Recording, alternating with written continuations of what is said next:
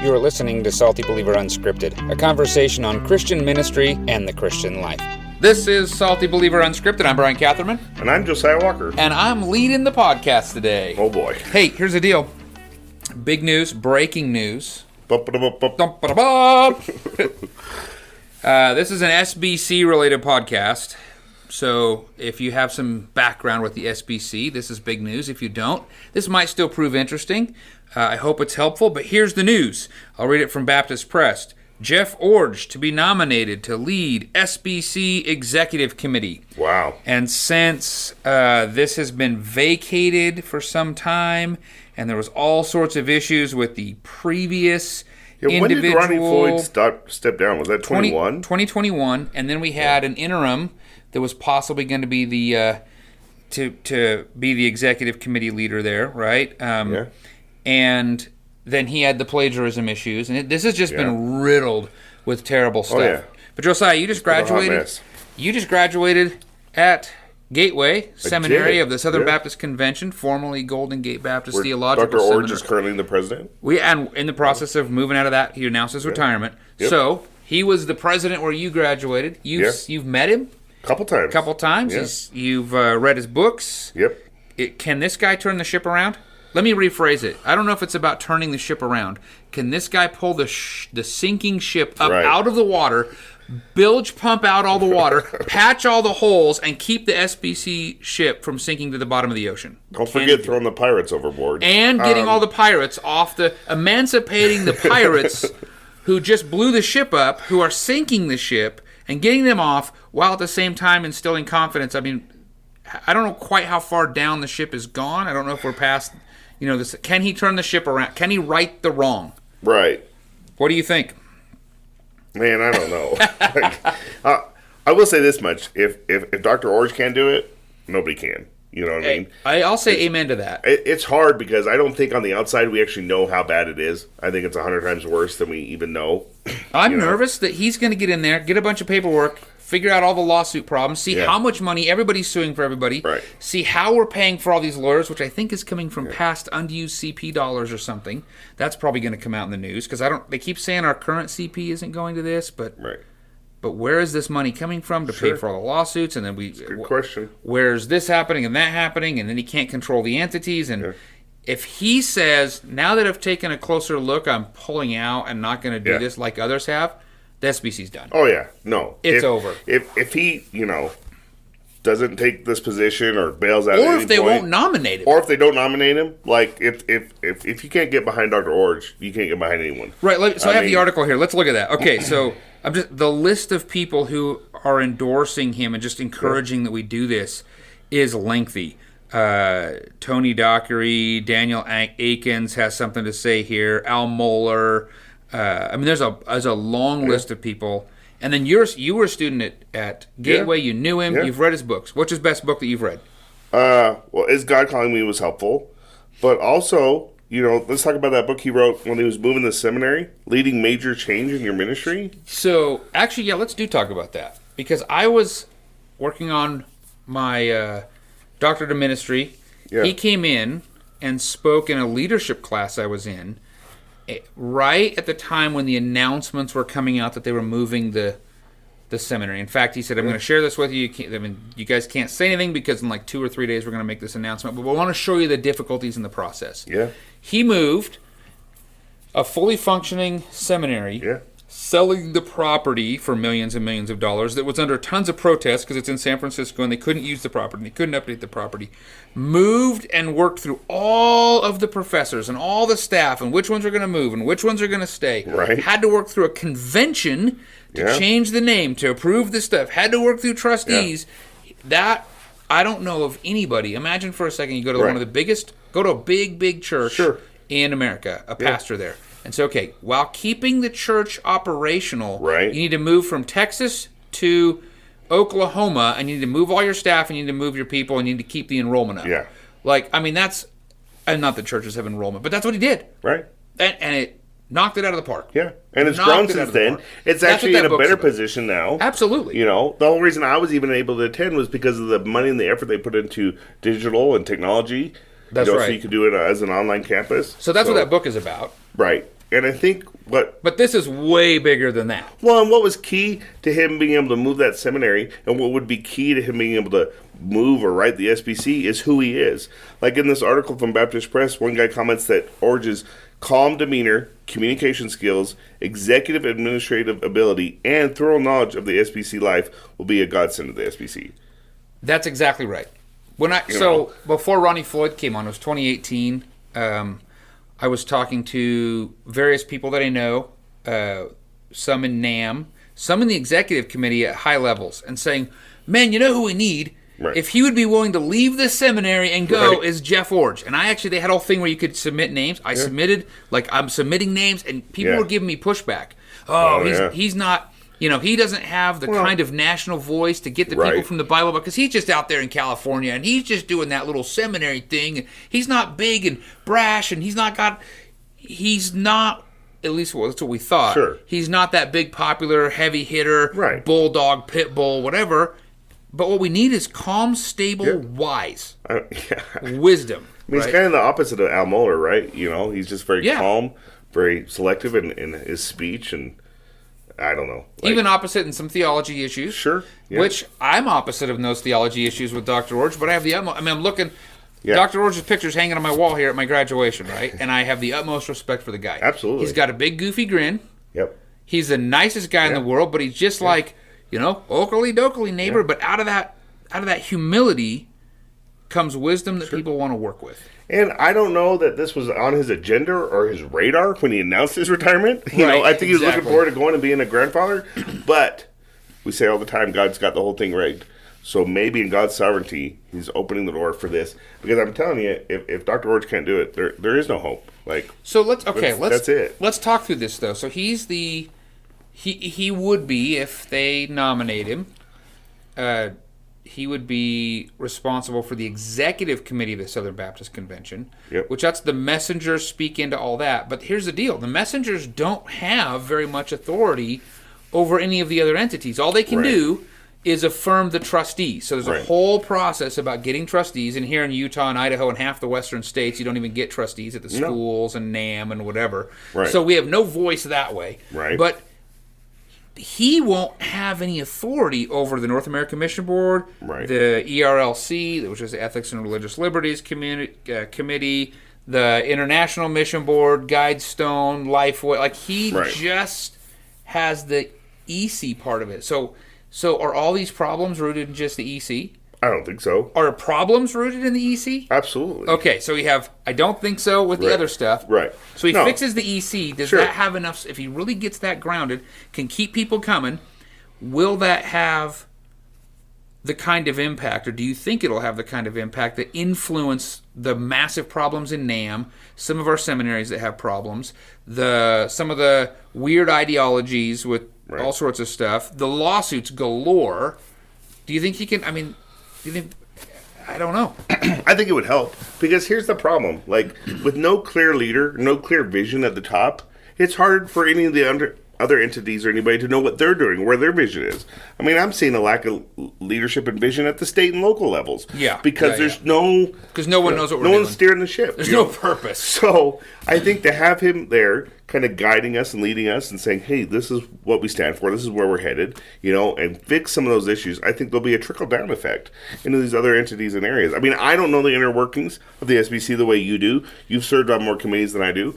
But how do you create change? How do you cause change in entities like NAM or the International Mission Board or anything like that when they are kind of self-autonomous?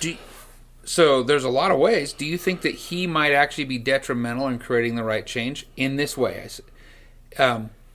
Knowing Dr. Iorg, he's really going to be pushing that we keep giving big money to the cooperative program, which keeps big money funneling to, say, the North American Mission Board that has all kinds of problems.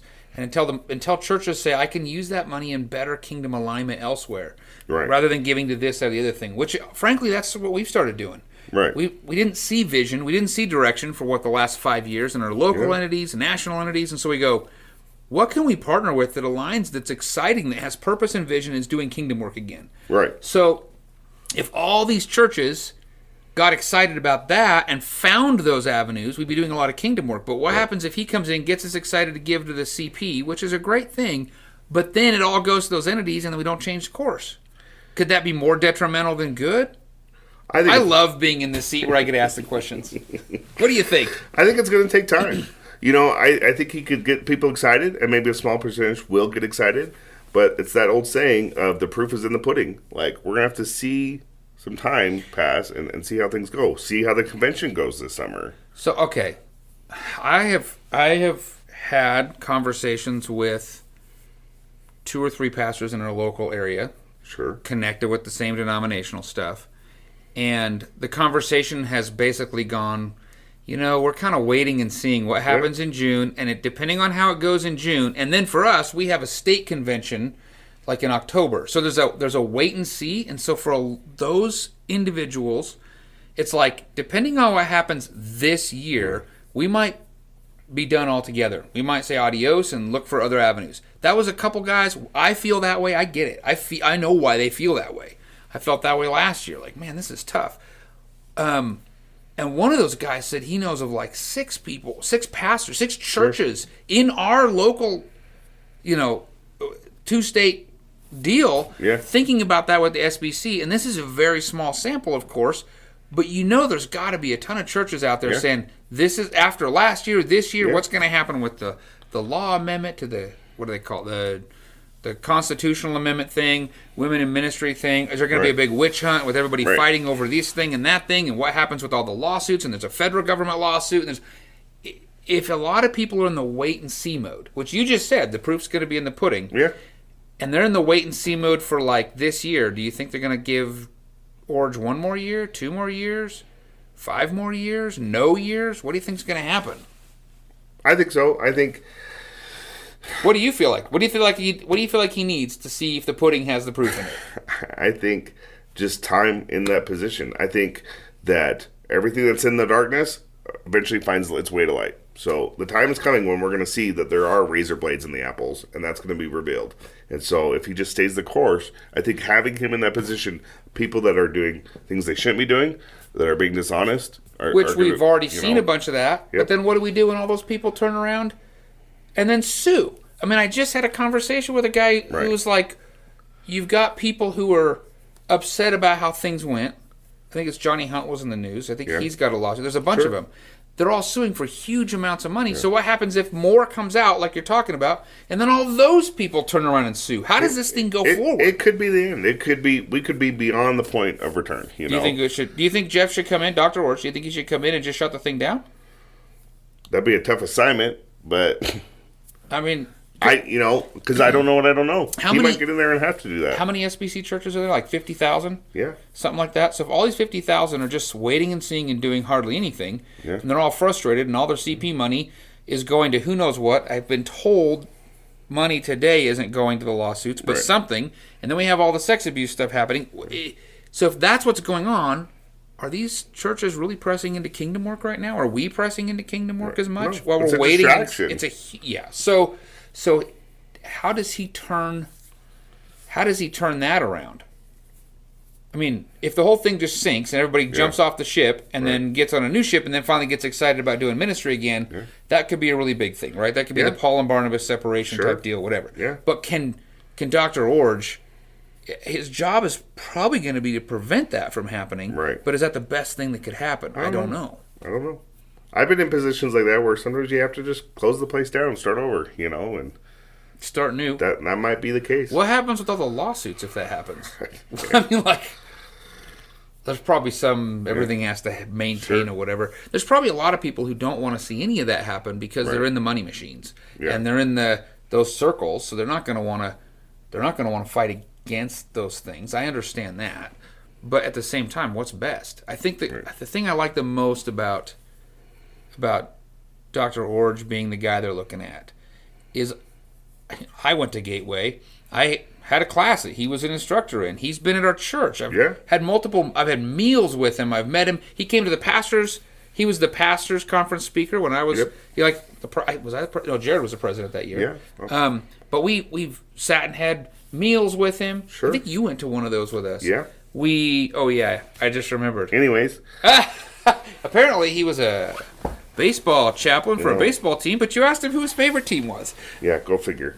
Anyway, so we know that this is a man who is not striving after high-level popularity because he's not that kind of He's guy. not out to build his own kingdom. No, he's already built a great legacy with the school. Yeah. He's written plenty of books. Yeah. He's done plenty of stuff. He doesn't have anything to prove. It'd have to be a God-calling thing. I mean, because this could end disastrously. Because he wrote the book on calling. He wrote the book on calling, so hopefully he read his book and it's like, this is what God's calling me to. But I just it'd be hard not to just leave while you're on top, right? Like, that's a tough assignment, and I don't know what's on the other side of that. So, okay, well, at the very least, I'd say we should be praying for him. Absolutely, we should be praying. When do they vote? When is the meeting? March sometime. Yeah, March 21st. End of March. So all the EC. The executive committee is all going to fly in, I guess, somewhere to Texas. Yeah. They're going to have a meeting at a hotel or something. They're going to vote. And, so Ronnie Floyd, was October 2021. It's been interim. It's been bouncing. I mean, so this will be, I guess, maybe the convention has something to do with it, or maybe he takes over immediately. I don't know how it works. I don't know. But what is that, 3 years? Yeah. So it'll probably be like 4 by the time. Man alive. So, I guess we can wait and see. Are you hopeful though? You're hopeful. Yeah, I'm hopeful. I would say, I'd say that's our best chance, Yeah, so, I would agree with that. At a future here. So okay, let me ask this question. Do we have time? Man, I'm in the leadership chair and I forgot you have to watch all this. Yeah, right. We have some time. See? Okay, so for the people who are still listening, especially if they're not SBC, what does this matter if you're? First of all, why does this really matter if you are SBC? If you're in the SBC church or you're, in a ministry that's SBC related, why does this matter? If you are SBC? Yes. Well, because this is the future of the SBC, and it's already we already know of a handful of churches and pastors who aren't giving because of the uncertainty of the future. For sure. So if things don't get fixed or things don't get righted, that's only going to multiply. And do you think all this stuff is helping or hurting the ministry that even we do at our church? Is what helping? SBC stuff. It's not been good for. I'm not loving people coming to me going like they see something in the news again. They read about the federal lawsuit. They read about this thing. They read about the sex abuse thing. They read about this and like, what are we doing? So that hasn't been helpful.